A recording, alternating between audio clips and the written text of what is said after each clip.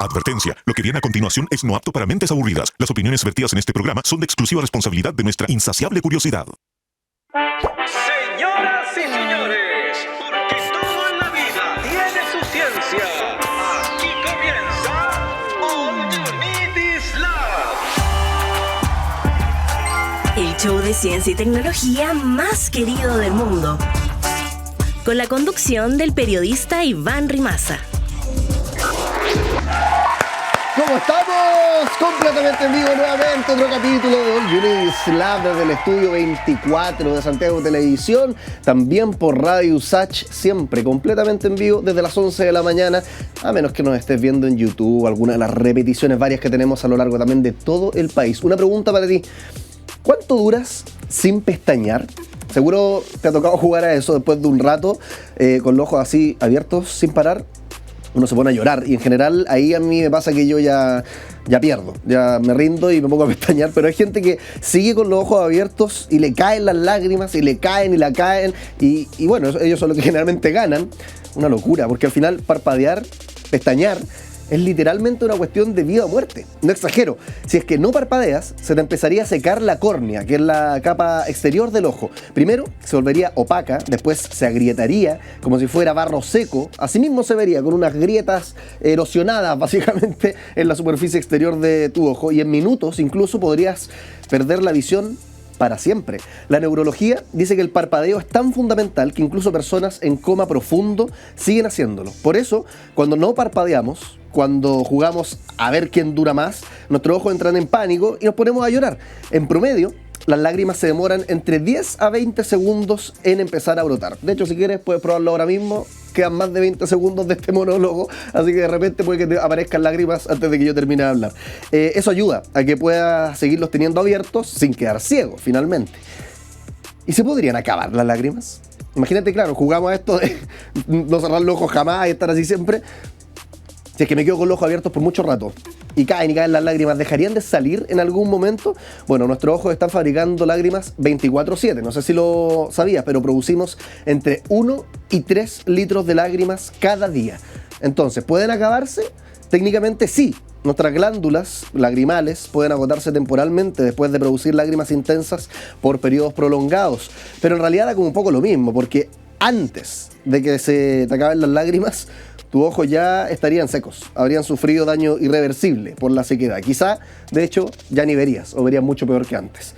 Así que niños, ya lo saben, la próxima vez que jueguen a ver quién dura más sin parpadear, recuerden que están apostando literalmente sus ojos. O sea, es el único juego donde perder es ganar y ganar es quedarse ciego. Empieza All You Need Is Love. Te escuchamos. Esto es Conexión Cuántica. Quantum Connection. Te leemos en tu minuto de fama o segundos de fama. La verdad que esta conexión cuántica, la idea de interactuar, nosotros tenemos redes sociales, por supuesto, porque si no, no seríamos cool. Y tú nos puedes seguir en @Santiago Televisión, sdgo.tv, @Diario USACH, @USACH Oficial y ¿cuál es la que se me queda en el tintero? Radio USACH, por supuesto, 94.5 FM también tiene ahí su granito de arena. ¿Y cuál es la gracia de que nos sigas? De hecho, va a aparecer acá un QR en cualquier momento, ahí apareció. Tú lo escaneas con tu celular, te vas para allá y puedes resolver inquietudes de verdad. Puedes estar así como... Es una muy buena compañía para el baño, creo yo. O para estos momentos donde uno quiere procrastinar y estar viendo algo mientras hace otra cosa. No sé, fumándose un puchito y resuelves dudas. Como por ejemplo, ¿sirve de algo el botón del semáforo?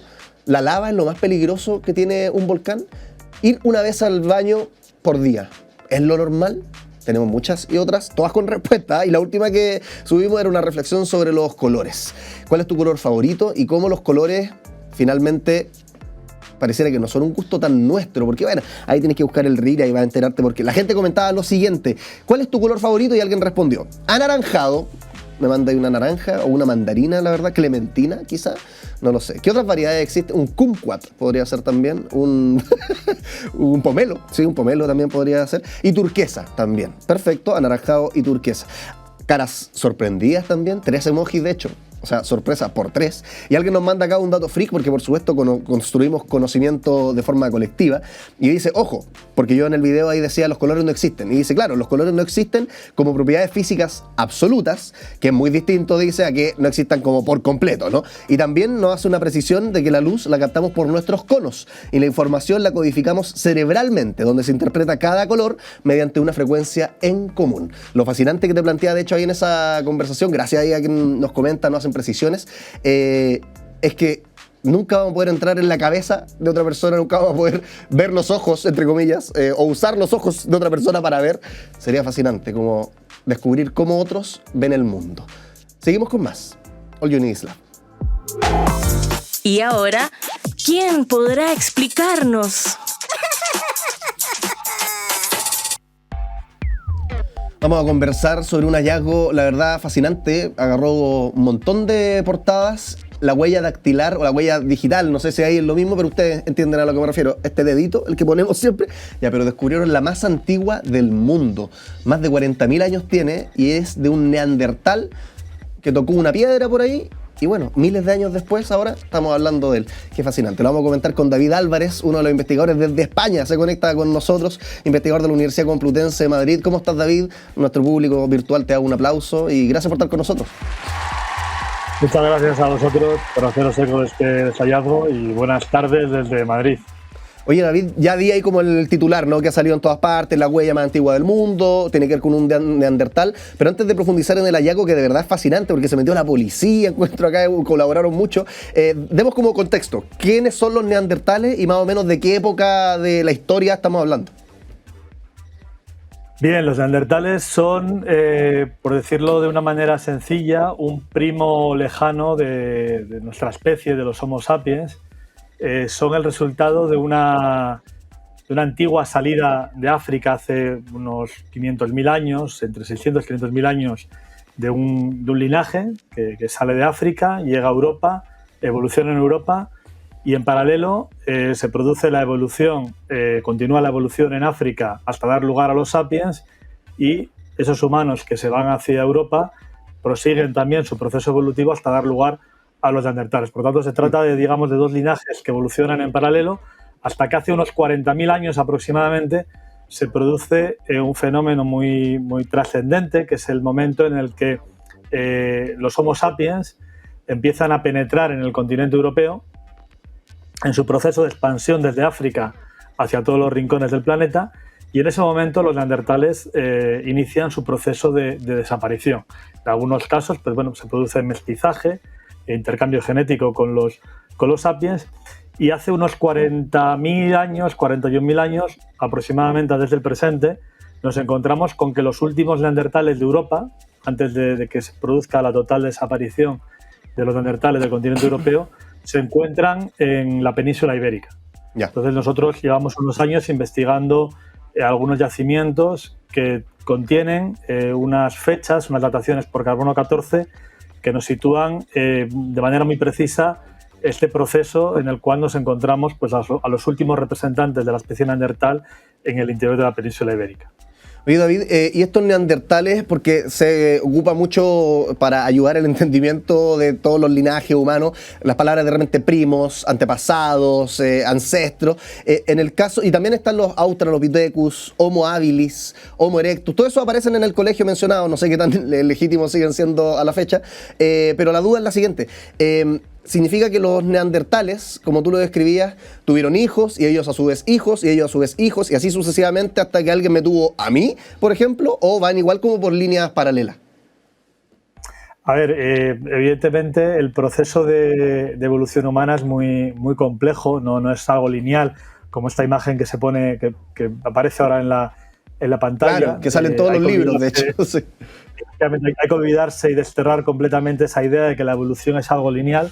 Contrario, la evolución es un mosaico en el cual cuando un linaje humano se separa de otro, pues automáticamente se produce también una cierta deriva genética, ¿no? En un momento determinado, de un tronco común, se separaron unos humanos, ¿de acuerdo? Y la evolución siguió caminos distintos en el continente euroasiático y en el continente africano, dando lugar, por un lado, a sapiens y dando lugar, por un lado, a neandertales. Hoy en día, todos los humanos que habitamos en el planeta somos sapiens, estamos, digamos, catalogados como sapiens. Lo que sucede es que hay un porcentaje de población, fundamentalmente la población europea, la población de parte de Asia también, que debido a digamos, al contacto que hubo hace pues, entre 100.000 y 50.000 años entre neandertales y sapiens, aproximadamente en la zona de los Balcanes y también en Oriente Próximo, pues se incorporó un porcentaje de ADN de los neandertales a los sapiens, que a partir de ese momento pues siguieron desarrollándose por el continente europeo y luego expandiéndose por el resto de lugares. David, entremos entonces en este hallazgo de la huella. De partida, de entrada, la pregunta dactilar, digital. Acá hablamos de huella digital. No sé si es simplemente una cuestión de locación. Se puede decir de las dos maneras. En inglés dice fingerprint y reduce y sintetiza todavía mucho más. Claro, huella del dedo. Esa es más fácil. Efectivamente. Entonces digo que se puede decir de las dos maneras y las dos son válidas. Y esta huella, ¿cómo la encontraron? Danos todo el contexto y cómo partió también, porque supongo que uno no va caminando, ve una piedra y se ve la huella, sino que la quisimos buscar, etc.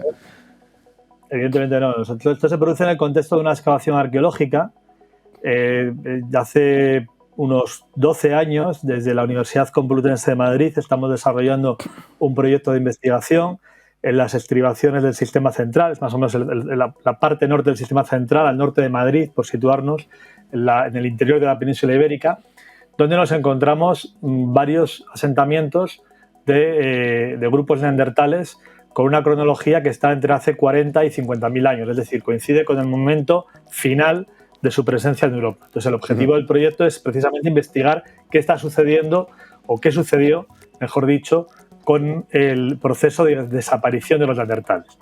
Entonces, en este contexto hemos excavado varios yacimientos y desde el 2019 estamos excavando en un abrigo, en un yacimiento en las afueras de la ciudad de Segovia, que contiene varios niveles de ocupación por parte de grupos neandertales, y en uno de los niveles arqueológicos, donde estábamos excavando en el año 2022, un nivel arqueológico pues con restos de industria lítica, restos de animales, de huesos consumidos por los neandertales. Perdón que te pause ahí un segundito, pero cuando tú hablas de niveles, ¿son literalmente como distintos pisos hacia abajo? Distintos estratos dentro de una estratigrafía geológica. Al final, dentro de una cueva lo que encontramos es un relleno sedimentario, y dentro de ese relleno sedimentario lo podemos subdividir en estratos en función de su distinta composición granulométrica, mineralógica, desde los procesos de formación geomorfológicos, y dividimos los estratos, ¿no? Desde un punto de vista totalmente geológico.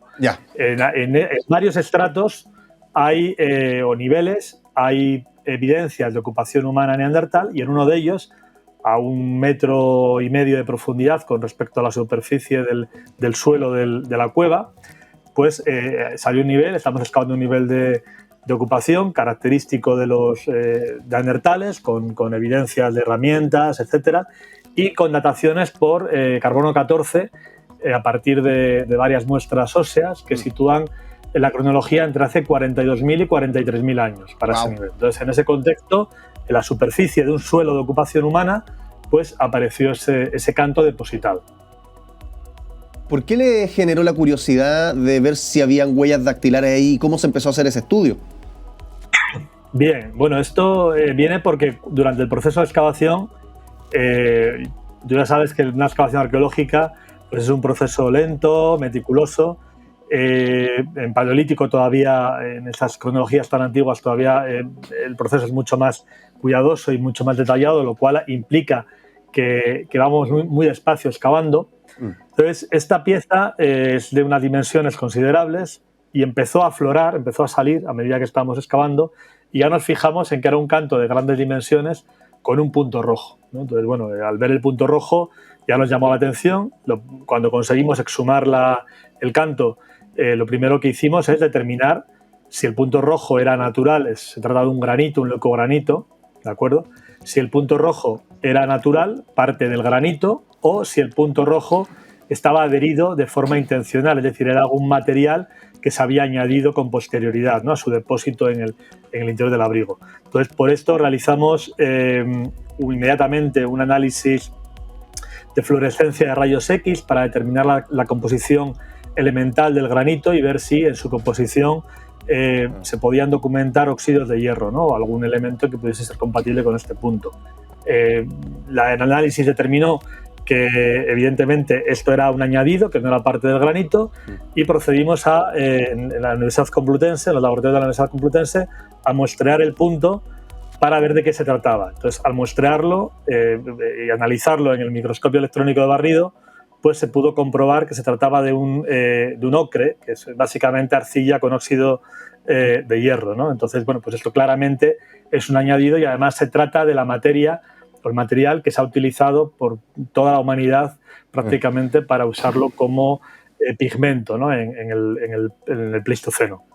Y esto inmediatamente es como una bomba, una noticia donde uno dice, oye, acá hay una locura que descubrimos y hay que empezar entonces a indagar más. Claro, efectivamente, porque estamos hablando de un objeto que tiene añadido ocre, que tiene pigmento, estamos hablando de neandertales, estamos hablando de un momento en el cual es muy controvertido y muy problemático porque tradicionalmente se asume que el arte, que todo lo que conlleva utilizar pigmentos para pintar algo mueble o en el interior de un abrigo, de una cavidad, pues ha sido algo exclusivamente, tradicionalmente asignado a Homo sapiens, ¿no? Entonces, claro, cuando vimos que había un punto rojo, al hilo de la pregunta que me hacías antes, pues efectivamente dijimos, bueno, esto ha sido añadido intencionalmente, está puesto el punto ahí de alguna manera, vamos a, como hipótesis, a plantear si este punto fue puesto con un dedo impregnado en ocre. Entonces, esa era la hipótesis de trabajo y con esa hipótesis nos dirigimos a hablar con la policía científica y plantearles el reto. Claro, la policía científica obviamente no está acostumbrada a investigar nada con tanta antigüedad, ¿no? Entonces esto supuso, pues evidentemente, un reto para todos, para nosotros, para ellos y bueno, pues después de un trabajo, la verdad que muy laborioso, pues la verdad que la policía consiguió dos cosas. Por un lado, identificar, porque estamos hablando de una identificación que se ha hecho de manera indirecta, es decir, no se ha podido, porque tampoco era el procedimiento, utilizar las técnicas habituales que utiliza la policía científica para analizar una huella, es decir, utilizar reactivos, por ejemplo, para ver si se ve la impronta, ¿no? Entonces, lo que tenemos es un punto rojo en el cual no hay una huella visible. Entonces, se ha analizado utilizando técnicas multiespectrales e hiperespectrales, con objetivos modificados, con cámaras modificadas, con tratamiento de la luz, etc. Y jugando con los distintos espectros de luz, de iluminación, para ver en qué rango, o por tenerlo de alguna manera, cuando hablamos de cualquier programa de tratamiento de imagen, ¿no? En qué canal de esa imagen, de ese color, se podía ir filtrando, ir percibiendo si había algo. Después de mucho trabajo, pues la policía consiguió identificar que efectivamente había una imagen compatible con lo que podría ser una huella digital, ¿no? Y la segunda parte fue pues ya pasar esa huella, o esa imagen, mejor dicho, a los responsables de la unidad de identificación de la policía científica para que verificasen si efectivamente esa imagen lofoscópica realmente es compatible o era compatible con una huella digital. El análisis, pues evidentemente, pues después de mucho también cotejo y verificación, pues la policía científica emitió un informe, en este caso favorable, determinando que efectivamente había una imagen compatible con una huella digital y que obviamente no hay, esto es algo que ya un poco en plan de broma hemos hablado de nosotros, como no hay ningún neandertal fichado por la policía, pues obviamente solo se pudo comparar con las bases de datos actuales, ¿no? Y a partir de esas bases de datos... ¿Me oyes? Esa huella, la que estás describiendo, ¿se parece a la nuestra de alguna manera o tiene diferencias notables? Claro. Es lo que te quería decir, que como no hay ningún neandertal en ninguna base de datos policial, obviamente, pues esa huella se procesó en las bases de datos actuales de la policía científica. Entonces, evidentemente, no hay ni una huella, no hay una huella que sea igual a otra. Todas las huellas humanas, todas las huellas dactilares presentan diferencias, ¿no? Esa es una marca evidentemente única de cada persona.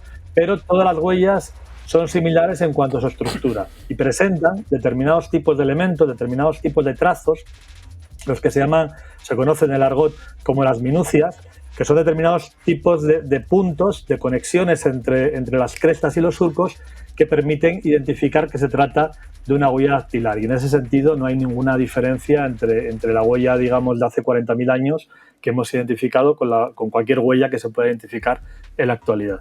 Qué fascinante. Oye, David, te habrás dado cuenta, tenemos acá preguntas muy buenas, pero también tenemos juegos, porque con juegos se aprende mucho mejor. Y tengo una ruleta aquí, David, y tú dirás, oh, wow, no sabía que este programa tenía juegos. Te lo explico entonces. La ruleta, cada uno de estos colores, se corresponde con una pregunta que haría un niño o una niña sobre la prehistoria, sobre los neandertales, sobre lo que estamos conversando, tu trabajo, investigando el pasado de nuestra historia. Puede que no esté tan bien formulada, porque así los niños preguntan desde la ingenuidad, pero tratemos de responderla lo más desarrollada posible según corresponda. Deberían ser cosas que están en tu área de conocimiento, así que no nos preocupen. ¿Te parece? A ver si conseguimos responder. Vale, vamos. 1, 2 y 3. Se está girando la ruleta mientras conversamos con David Álvarez, investigador de la Universidad Complutense de Madrid. Fue parte de un hallazgo de verdad histórico, la huella dactilar más antigua del mundo. Y la ruleta se detiene en el color... Oh, uy, quedó justo. Vamos a tener que decidir. De Team Marín, de Do Pingüe, Tutaramácara, Títere. Fue acá entonces, el color rosado. El color rosado. La pregunta entonces para David Álvarez. ¿Quién inventó el fuego? Responde el experto. Pues es una pregunta complicada. No hay un inventor del fuego más allá de la mitología griega, ¿no? Como podríamos llevar. Pero en la realidad lo que tenemos son evidencias del uso del fuego y de la creación del fuego, que son distintas. Es seguro que el fuego en un primer momento se usara o se consiguiera de forma natural, por ejemplo a partir de un rayo que cae y que causa un incendio natural en la sabana, hasta que los humanos consiguen, digamos, dominar esta tecnología y crear fuego. La primera vez que podemos hablar de la creación de fuego es cuando encontramos en los yacimientos arqueológicos hogueras, lugares donde se ha, digamos, como hoy en día lo podemos ver, un círculo, digamos, de cenizas, a veces rodeados por piedras, donde se ha producido una combustión. Cuando documentamos eso sabemos que seguramente ha sido intencional. Hay fuegos en torno a 500.000 de años, 800.000 años. Poco a poco van encontrándose fuegos cada vez más antiguos, hogueras cada vez más antiguas, que nos indican pues que el conocimiento de esta tecnología pues es más antiguo de lo que se podía pensar en un primer momento. Lo que pasa es que cuanto más atrás vamos en el tiempo, es más difícil encontrar yacimientos arqueológicos donde se conserven estas evidencias. Porque también tenemos que pensar que muchas ocupaciones humanas hace 2 millones de años, 3 millones de años, 1,5 millones, eran al aire libre y evidentemente los fuegos bien conservados suelen estar así de preservados en el interior de las cavidades, que es donde no están sometidas a las inclemencias de la meteorología que los hace desaparecer con rapidez, ¿no? Entonces es una evidencia compleja de evidenciar muy atrás en el tiempo. Yo soy de los que piensa que aunque no tengamos esa evidencia tan antigua, el fuego seguramente es algo que los humanos conocemos prácticamente desde el principio de nuestro proceso evolutivo. David, para cerrar, nos quedan 2 minutitos de conversación. Consecuencias, impacto, implicancias de este hallazgo, para volver a lo que estábamos conversando de la huella, porque una idea que se me queda, y no sé qué tan alejada de la realidad esté, ahí tú desarrollarás, es que, wow, el hecho de que veamos que una huella más de 40.000 años, tú me decías, tiene bastantes similitudes, digamos, por supuesto ninguna igual a la otra, pero sigue un patrón. De alguna manera refuerza la idea entonces de que la huella dactilar lleva desde que los humanos son humanos, casi, incluso trascendiendo al Homo sapiens o lo que sea que somos ahora, ¿cierto? Sí, totalmente. O sea, seguramente lo interesante de esta técnica, de esta técnica que hemos aplicado en este trabajo de investigación, es que esta técnica no entiende de cronología, no entiende de antigüedad. Se puede aplicar en un resto que pueda tener, yo qué sé, 2 meses, y se puede aplicar en cualquier contexto que pueda tener 1 millón, 2, 3 millones de años. Con lo cual es muy interesante porque nos abre la perspectiva a poder identificar casos como este, incluso muchísimo más antiguos del que hemos mostrado en la en la publicación. Yo espero que en un futuro, pues otros equipos, otros colegas, si tienen yacimientos en los que salen este tipo de contextos o de usos de ocre o de otras materias similares, se puedan aplicar esas técnicas y no sería sorprendente encontrar huellas incluso más antiguas. ¿Esto de qué manera? Porque esto no lo sabíamos antes. Digo, en la disciplina donde tú trabajas, nosotros no sabíamos que la huella dactilar se iba tan atrás, 50.000, 100.000 años, o había al menos sospechas de que esto era así y solo nos faltaba como encontrar evidencia. Evidentemente, como todo, ¿no? Al final no sabemos, hay evidencias que hoy en día las sabemos, aunque no tengamos los restos humanos que nos lo permitan saber pues qué color, cómo eran, qué aspecto tenía un humano hace 100.000 años. El ADN nos ha permitido pues saber mucho sobre pues el color de los ojos, de la piel, del pelo, características anatómicas y biológicas, gracias a pues unas muestras que nos permiten retrotraernos al análisis de fósiles que hoy en día pues o que tradicionalmente no nos daban esa información. ¿Qué pasa? Que el ADN no nos va a decir si habían o no huellas dactilares, por ejemplo. Entonces, una huella dactilar solo la podemos documentar si se dejó una impronta en su lugar. Lo interesante de este hallazgo, o lo interesante de esta investigación, es que hay diferencias morfológicas, sutiles, pero las hay, entre la huella dactilar de un niño, de un adulto varón, de un adulto mujer, y esto pues permite, por ejemplo, plantear análisis como pudieran ser el estudio del arte rupestre, de determinadas manifestaciones. ¿Quién lo hizo? ¿Lo hicieron por igual hombres y mujeres? ¿Lo hicieron los niños también? ¿Fue algo que está, digamos, sesgado dentro de los grupos humanos o estaba, digamos, al alcance de cualquiera? Entonces, es una línea o un tipo de investigación que nos abre otra perspectiva nueva con la que afrontar el estudio del pasado y de los seres humanos. Y ahí también yo creo que radica la importancia de este trabajo. Sí, que fascinante como las brochas que usaríamos hoy para hacer arte no dejan tanta información, tanta evidencia para los científicos del futuro como las brochas que ocupaban los neandertales, que eran básicamente sus dedos, ¿no? En la roca. David Álvarez, investigador de la Universidad Complutense de Madrid, desde España. Estamos hablando sobre este gigante hallazgo, la huella dactilar más antigua del mundo y los neandertales, mucho más. Muchas gracias por conectarte. Nuestro público virtual te da un aplauso ahí a la distancia y estamos en contacto para más adelante. Que estés bien. Muchas gracias a vosotros. Que tengáis buen día. Chao, chao. Seguimos entonces con más All You Need Is Love. La máquina del tiempo.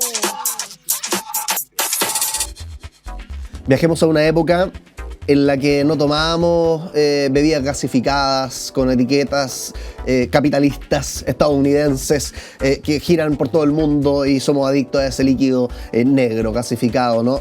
¿Cómo eran las bebidas en la antigüedad? El consumo, por supuesto, de líquidos en la antigüedad no era de Coca-Cola necesariamente, sino que agua, leche principalmente. El agua, por supuesto, hasta hoy día es esencial, pero lo fue siempre para la supervivencia, aunque en esa época su pureza no estaba garantizada, como hoy en muchos lugares. La leche de animales domesticados, en tanto, como cabras y vacas, también se consumía y se usaba en la elaboración de otros productos lácteos. Se consumían también jugos de frutas naturales, se obtenían directamente, principalmente eran también como de moda en la época, frutas como granadas, uvas, que proporcionaban una fuente dulce también y nutritiva de hidratación, porque son muy altas en contenido acuoso, tienen mucha agua, esas frutas en particular. Infusiones herbales también eran populares en China hacia el siglo III a.C., se comenzaron a preparar infusiones de hojas de plantas como el té, que hasta hoy día lo tomamos, inicialmente con fines medicinales. Más adelante, bebidas endulzadas con miel también se ocupaba mucho en la antigüedad. Aparte de los jugos, aparte de todo lo que te he dicho, se mezclaba el agua con miel para crear como unas bebidas de la época, ¿no? Era como el champín que podían inventar en la antigüedad, aprovechando las propiedades también naturales de la miel y que le daba un saborcito ahí al agua. En la Edad Media, podríamos decir que se empezó a avanzar hacia recetas como más armaditas, de bebestibles propiamente tal, que se comerciaban y eran comunes, ¿no? Cada uno se lo hacía en la casa. Se empezó, por supuesto, con algo que se llamaba sekanjabin en el Medio Oriente, una bebida tradicional a base de vinagre y miel que se infusionaba con menta, consumida por sus propiedades refrescantes, digestivas, y como te digo, esto se entregaba en distintas partes, o sea, no era algo, agua con miel, que es mucho más básico, no, acá era agua, miel, vinagre, menta, y era como un cóctel antiguo, de alguna manera podríamos decirlo. Aguas saborizadas también, infusionando agua con frutas, flores, especias. Hasta hoy día lo hacemos de repente. Yo he visto gente que tiene jarras como de agua, digamos, un litreado de agua, y tiene pepino, o le ponen rodajas de limón. Ya, básicamente lo mismo con flores para mejorar el sabor del agua potable. Y en la actualidad, las bebidas carbonatadas, yo diría que se han robado las estanterías de todos los supermercados. Fue una revolución. En el siglo 17 se desarrollaron las primeras bebidas gaseosas, como la soda, que ganaron popularidad por sus características efervescentes, que tiene gas. Diversificación también de bebidas. Empezaron a aparecer muchas bebidas diseñadas para obtener beneficios adicionales de salud. Ya no era solamente porque es rico, como las bebidas fortificadas, con vitaminas, minerales, probióticos. Se expanden también alternativas ya sin alcohol. Cada vez hay más disponibilidad y popularidad de vino sin alcohol. No sé si existe el vino, sería como una tontera que existiera el vino sin alcohol, porque no, claro, no puede existir. Pero cerveza sin alcohol y distintos bebestibles sin alcohol son cada vez más populares, y el enfoque hoy día, como todo, como en todas las máquinas del tiempo, siempre terminamos como mirando a futuro con la sostenibilidad, y en este caso también se están tomando cada vez más preferencias por bebidas elaboradas con ingredientes orgánicos, naturales, prácticas de producción ojalá sostenibles o lo más sostenibles posibles, en respuesta por supuesto a que estamos destruyendo el planeta. Gracias que estemos también respondiendo cada vez más a la conciencia ambiental y de salud, porque si no nos estuviéramos concientizando, ahí sí que el planeta se iría a cualquier parte. Máquina del tiempo, ¿cómo eran las vidas en la actualidad? ¿Te parece que sigamos con más? Hagamos la corta. Ciencia al paso.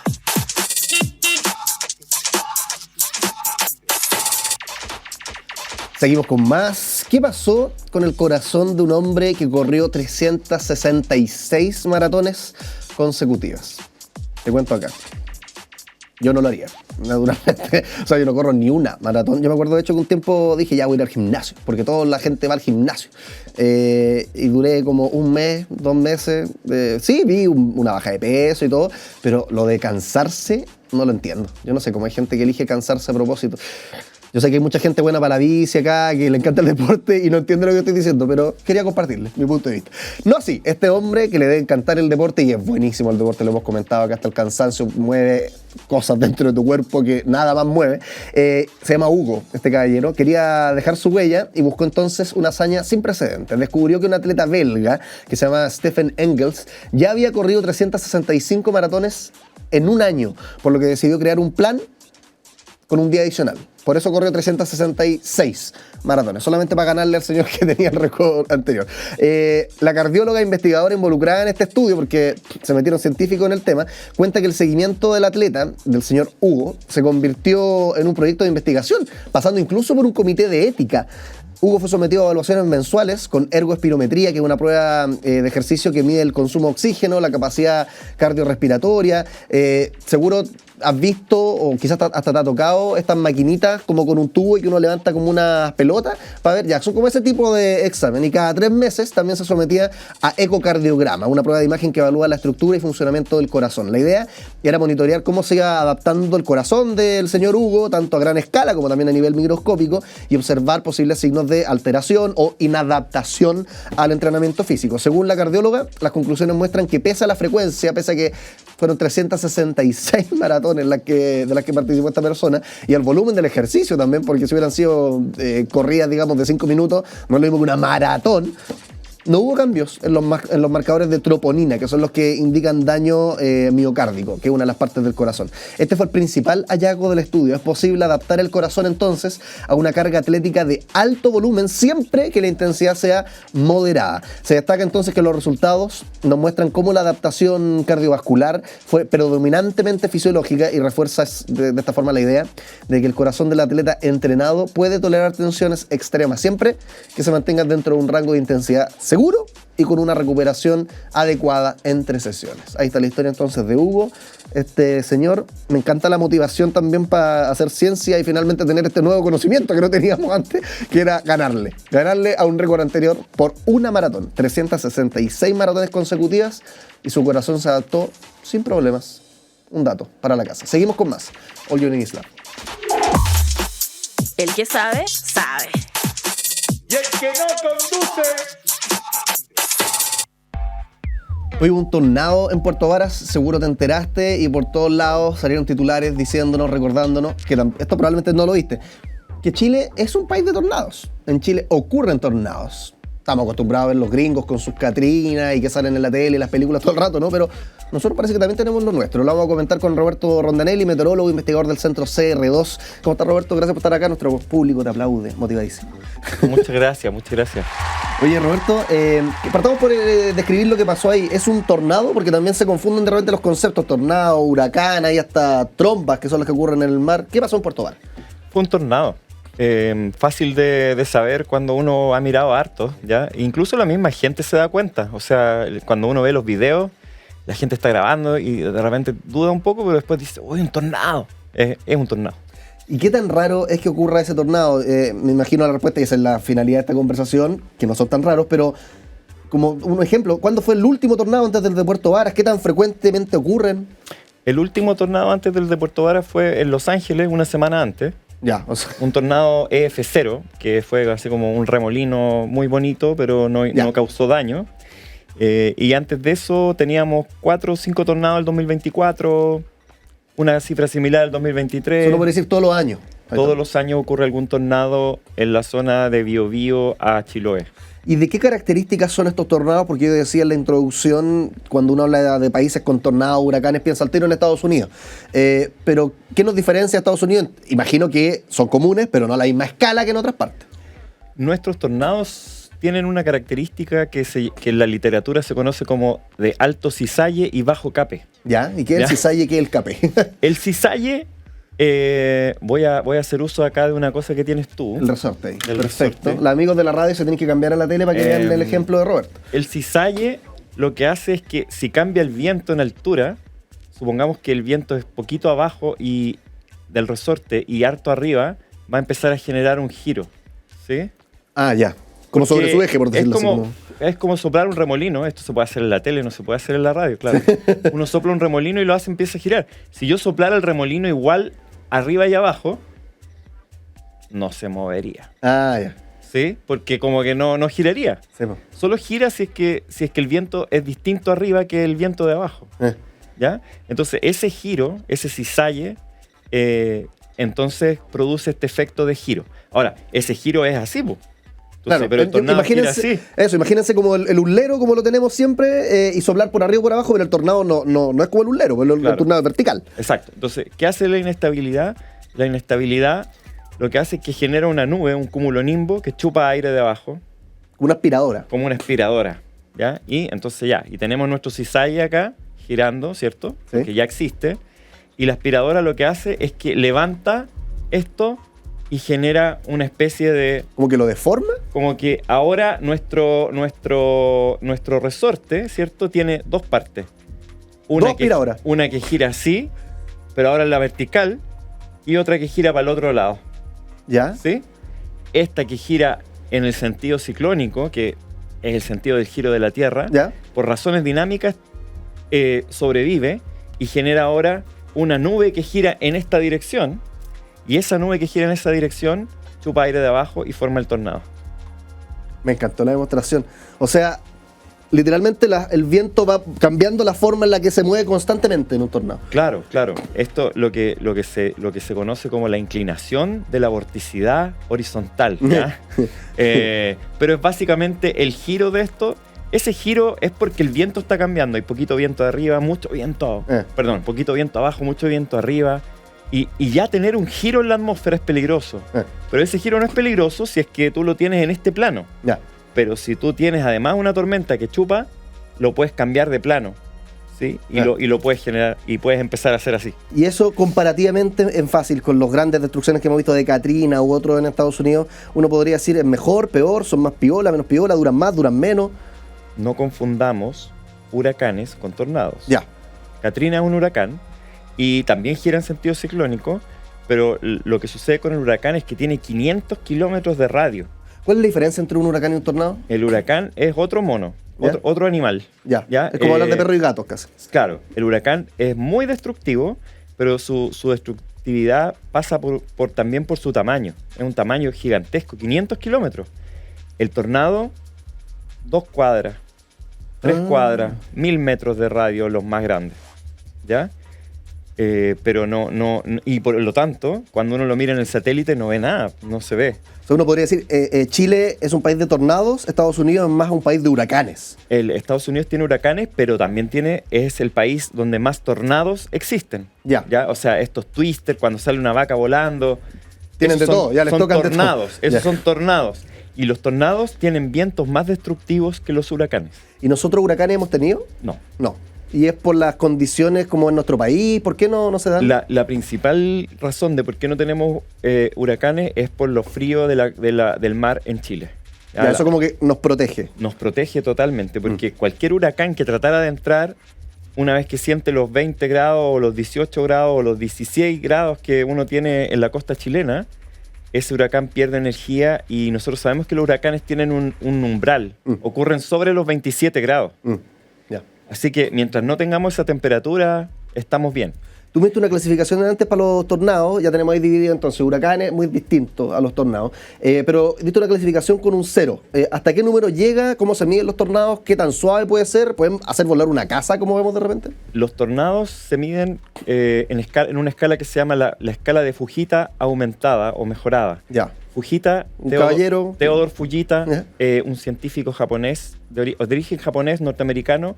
Él se dedicó toda su vida a seguir tornados y a ver la destrucción de los tornados. Durante mucho tiempo él era el único experto en el mundo prácticamente en esto. Y además de ser el único experto, nunca había visto un tornado, solamente había visto el daño de los tornados. ¿Ya? En algún momento en su vida logró ver uno. Ya. Claro, pero ya era un experto en tornados. Claro, y él levantaba información, se subía a los aviones, miraba la destrucción, en fin, y él creó esta escala que se basa en los daños. Entonces, Ya. dependiendo del daño, en Estados Unidos también, porque hay que pensar que la construcción a lo mejor es distinta en un país que en otro, los tipos de construcción, pero también están los árboles, así que también hay cosas naturales que uno puede ocupar como para distinguir. Él hizo su escala. Y la escala se mejoró en algún momento el año 2000, entonces se habla de la EF, Enhanced Fujita. ¿Ya? Mejorada. 0 a 5. ¿Ya? Y respecto a tu pregunta, ¿si puede destruir una casa? Por supuesto que sí, porque el tornado EF5, que es la categoría más alta, no deja nada en la superficie. Ya. Nada. O sea, deja completamente plano y eso ha pasado. Ahora, por ejemplo, en el tornado de Concepción del año 2019, el que pasó por Concepción, hay un testimonio muy, muy increíble de una persona que estaba haciendo Uber y que fue levantado por el tornado con el auto y llevado 200 o 300 metros en un lugar distinto. ¿Sobrevivió? Sí, no le pasó nada. Esa forma más eficiente de viajar, sin Sí. combustible. Claro, o sea, y de hecho la aplicación le cobró también por ese viaje. Ah, No, mentira. ¿te imaginas?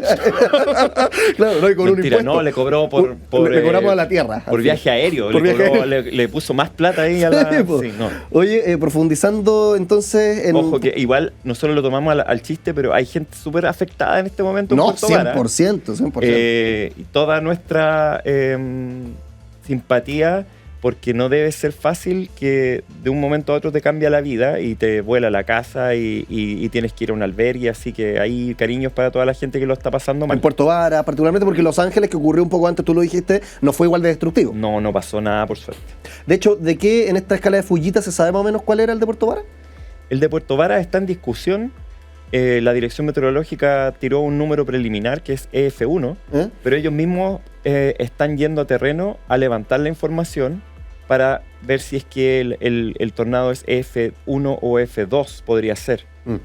¿Ya? Se toma el máximo daño. O sea, si en la trayectoria completa del tornado, que sabemos por colegas del sur, de la Red Geocientífica de Chile, más o menos 5 kilómetros fue el largo de la trayectoria.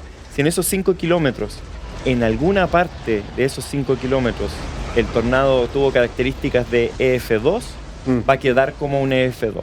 Pero qué interesante lo que tú mencionabas, porque entonces no es necesario que sea F5 o F4 para que sea una tragedia.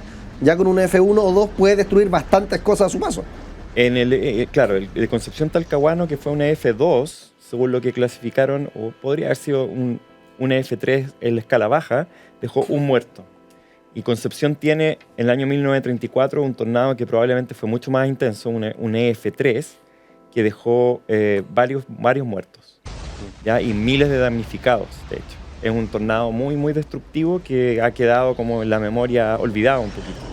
Oye, para profundizar en lo que hacemos de los huracanes, porque me hice una idea que quizá entonces era medio imprecisa o medio errada, porque pensaba que era solamente los huracanes más fuertes, más potentes, los tornados menos. No. Pero hay muchas sutilezas, muchos más matices. Claro, los huracanes son más grandes, pero los tornados son más destructivos. O sea, si uno como persona... Los huracanes son más grandes, pero los tornados son más destructivos. Sí. Supongamos que un demonio viene y nos ofrece la posibilidad de que me pase un huracán o me pase un tornado, hay que elegir el huracán. ¿Ya? Pero eso a nivel de una persona. Claro. Si uno ahora es una ciudad, uno prefiere un tornado. Ya. ¿Y por qué? Porque el tornado va a destruir 2 o 3 cuadras nomás. ¿Ya? Y puede ser que al vecino que le toca se le destruya todo, pero 2 cuadras más allá no va a pasar nada. Más contenido. Es más contenido. En cambio, el huracán puede efectivamente aplanar una ciudad, y grandes tragedias han ocurrido en Estados Unidos por huracanes. Y por eso que la prevención de los huracanes en Estados Unidos es una prioridad nacional. Si ustedes han visto, por ejemplo, cuando hay un anuncio de huracán, porque los huracanes también, a diferencia de los tornados, son predecibles. Sí. ¿Ya? Entonces la gente evacúa, cierra las casas, pone tapias, ¿cierto?, en las ventanas y abandonan la ciudad, y hay pocos muertos. Puede haber mucha destrucción, pero hay pocos muertos. Ya. Oye, y hay algunos que se forman, mencioné al principio, trombas, como un tercer invitado, digamos, a esta fiesta, Sí. Que son como tornados en el agua, o es más que eso. Son tornados en el agua. Tromba marina es un tornado en el agua. Lo que sí es una salvedad que yo no sé si... Pero no es que se haga un remolino, una espiral, un hoyo en el agua, ¿o también pasa eso? ¿O es Sí, superficial? Hay un poquito, no. Sí, igual hay un remolino en el agua. Ya. Que de alguna forma está dirigido por este remolino del aire. Superficial, ya. Claro. Yo no sé cómo lo experimentará alguien que está adentro. Ya. Sería interesante tener una imagen de eso. Pero sí, hay trombas muy, muy intensas también en el agua. O sea, se han registrado. Pero claro, una salvedad es que en general yo he visto que en Chile tenemos aparentemente un mecanismo distinto de la formación de tromba, que ocurre en ciertas ocasiones, que no tiene necesariamente que ver con la formación de los tornados, ¿ya? Pero de nombre, un tornado en el agua es una tromba marina, y una tromba marina en la tierra es un tornado. Así que no hay diferencia. Ya. Oye, Roberto, acá tenemos preguntas, te habrás dado cuenta, fascinantes, pero también tengo juegos. Y uno de esos juegos es esta pecera que está aquí. No nos asustemos, porque cada uno de estos papeles tiene puros factos, le decimos nosotros, que son como frases media reduccionistas, media provocadoras, relacionadas con tornados, Ya. huracanes, trombas, meteorología, Ajá. todo lo que estamos conversando. Entonces la idea es que yo agarre esto, lo lea, y si es un escándalo, una tontera, tú lo desmientes, me explicas por qué, desarrollando la idea. Si es que es más o menos cierto, también lo explicas. Y si es que tiene algo de cierto, algo de mentira, lo matizas. Ya. Esa es la idea, con Ya. estos factos que son Factos. bien reduccionistas. Vamos entonces, con la pecera, ya saqué un papel, me voy a quedar con este, es el destino. Estamos conversando con Roberto Rondanelli, meteorólogo e investigador del centro CR2. El ojo de un tornado es súper tranquilo. ¿Qué dice el experto? Not really, porque el ojo del tornado pasa tan rápido que en realidad, como te digo, el ojo del tornado puede tener 50 metros, puede tener incluso menos que eso, pero antes del ojo del tornado te va a llegar una parte del tornado y después te va a llegar la otra. No tiene nada. El ojo del huracán es muy tranquilo. Ya. Que ahí tenemos otra diferencia entonces, entre tornado y huracanes, porque siempre se habla del ojo del huracán, ya no es lo mismo con el ojo del tornado. No, el ojo del huracán puede tener varios kilómetros de radio. Entonces, O sea, un poblado entero puede estar en el ojo del podría huracán estar sin en el saberlo. ojo del huracán, claro. Y de hecho, coloquialmente la gente dice, estoy en el ojo del huracán. Pero entonces estáis bien, si en realidad estar en el ojo del huracán no es malo. Sí. ¿Ya? Lo malo es estar en uno de los brazos del huracán. Y de hecho yo he visto, se ven estos cazadores de tornados que entran de repente al ojo, igual hay como propiedades especiales ahí para los meteorólogos que miden al estar dentro de un ojo, o eso es más de la tele nomás, no sé. No, totalmente. El ojo del huracán es la zona de mínima presión, entonces la presión baja muchísimo. También es interesante, por ejemplo, mirar hacia arriba y uno podría ver incluso el cielo azul en el ojo del huracán, Despejado. despejado. Lo que se hace más para medir los huracanes son estos aviones de reconocimiento que se meten al huracán. en Estados Unidos. Ya son pilotos, de hecho, yo creo que son pilotos mejores que los pilotos de guerra, porque tienen que entrar a un viento muy, muy, muy intenso y tienen que saber pilotear en esas condiciones. Y acá en Chile, ¿se sabe cuál fue el primer tornado? O sea, yo creo que nunca lo vamos a saber, pero el primero del que se tenga registro. El primer tornado que se tiene registro sí se conoce. Es un tornado del 3 de mayo de 1554 en Carahue, ex la Imperial. Me dicen acá en la oreja, a las 2 de la tarde con 32 minutos. ¿Cómo lo sabemos con tanta precisión, Roberto? Ah, bueno, porque lo escribió Alonso de Ercilla en el canto 9 de la Araucana. Y lo describe. Y como él cree que no le van a creer, pone la fecha en que ocurrió la batalla en donde se observó el tornado. Entonces, él le trata de dar verosimilitud a su relato, poniendo la fecha. Y de hecho la fecha es el calendario anterior al calendario gregoriano. Entonces la fecha es 27 de abril en la Araucana, pero cuando uno la corrige es el 3 de mayo, que corresponde aproximadamente con los meses en que nosotros sabemos que son más frecuentes los tornados en Chile. Claro. Así que todo calza. Todo calza, pollo. Que era alguien que no sé si sigue en la televisión a esta altura. Roberto Rondanelli, muchas gracias por estar acá en el programa hablando sobre tornados y más. Un aplauso también de nuestro público para agradecerte y nos vemos pues más adelante porque hay un montón de historias, porque esto siento que fue como una clase sobre tornados y nos quedó pendiente la clase de la historiografía, o sea, del registro de todos los tornados que ha habido en Chile, así que conversación nos sobra. Súper. Roberto Rondanelli, muchas gracias. Seguimos nosotros con más All You Need Is Love.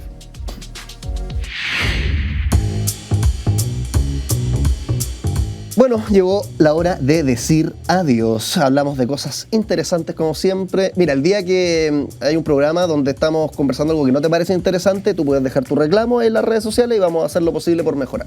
Pero hoy día, en mi opinión al menos modesta, viene bien de cerca, lo sé, muy interesante. Estuvimos hablando, por ejemplo, ¿cuánto duras sin pestañear? Al principio del programa te pregunté eso. Probablemente a los 15, 20 segundos ya empiece a llorar, pero el tema es que si no aparecieran lágrimas, nuestros ojos se secarían como barro seco. Empezarían a salirle grietas y eventualmente te podrías quedar hasta ciego. Así que ojo con ese jueguito. Después también hablamos con un investigador desde España que se conectó para contarnos sobre el hallazgo de la huella dactilar más antigua del mundo, un neandertal. Más de 40.000 años la encontraron en una roca, fascinante hallazgo. Y conversábamos recién sobre tornados y huracanes, sí, pues también salió a colación el tema de los huracanes, que son muy distintos. Los tornados, sí, acá en Chile, comunes, para que te vayas haciendo el hábito y la próxima vez que salga en la noticia, le digas a tus amigos, oye, la cuestión pasa todos los meses. Ya, seguimos adelante con la programación de Santiago Televisión. Recuerda, de lunes a viernes, 11 de la mañana, también por Radio USACH. Hasta otra. Que estés bien. Chao, chao.